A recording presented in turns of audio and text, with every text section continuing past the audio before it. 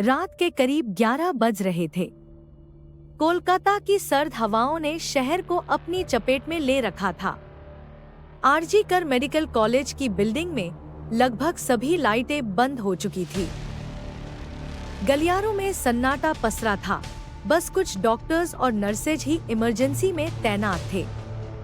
Doctor मृणालिका ने अपने shift का आखिरी मरीज देखा और अपने केबिन की ओर बढ़ गई। थकान से चूर थी, लेकिन राहत की बात थी कि शिफ्ट खत्म हो चुकी थी। उसने सोचा था कि आज रात वो जल्दी सोएगी। अगले दिन उसे एक अहम ऑपरेशन की तैयारी करनी थी।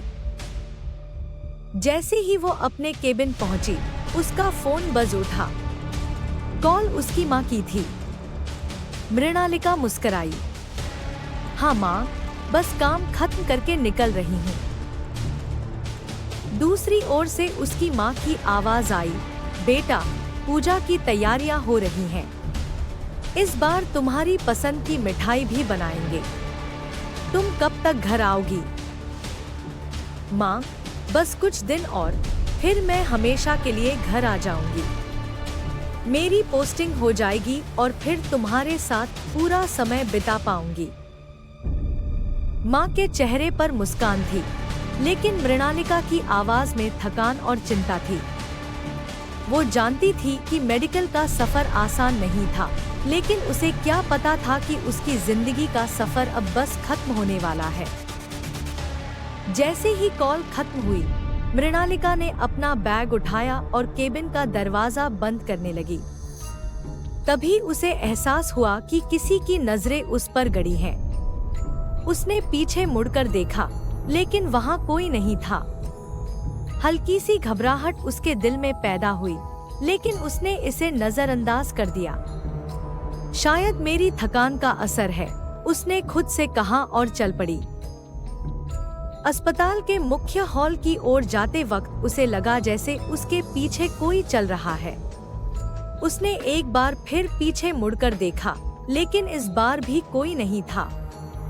गलियारों की लाइटें झपक रही थीं और चारों ओर सन्नाटा था। अचानक उसे अपनी ही परछाई का अजीब सा आभास हुआ। डर की एक लहर उसके शरीर में दौड़ गई।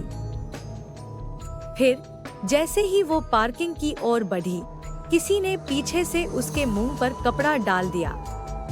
वो चीख भी नहीं पाई, बस हल्का सा संघर्ष कर पाई। उसकी आंखें धुंधली हो गईं और फिर सब अंधकार में बदल गया। अगली सुबह अस्पताल में हलचल थी। मृणालिका की ड्यूटी पर न पहुंचने की खबर तेजी से फैल गई।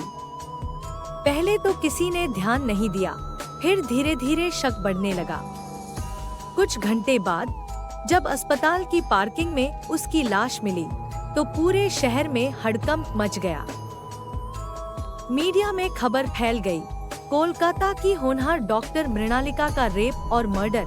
माता पिता का रो रो कर बुरा हाल था। उनकी इकलौती बेटी, जो उनके बुढ़ापे का सहारा बनने वाली थी, अब उनके सपनों के साथ चली गई थी।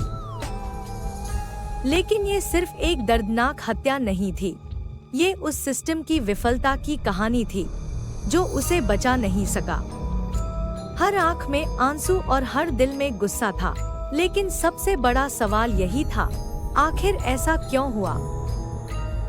मृणालिका ने एक आखिरी कॉल किया था अपनी माँ को। सच्ची कहानी में छुपा होता है एक रहस्य जो आपको सोने नहीं देगा। क्या आप उन कहानियों का सामना कर सकते हैं? सब्सक्राइब करें लाइव अनफिल्टर्ड, सच्चाई का सफर शुरू करें।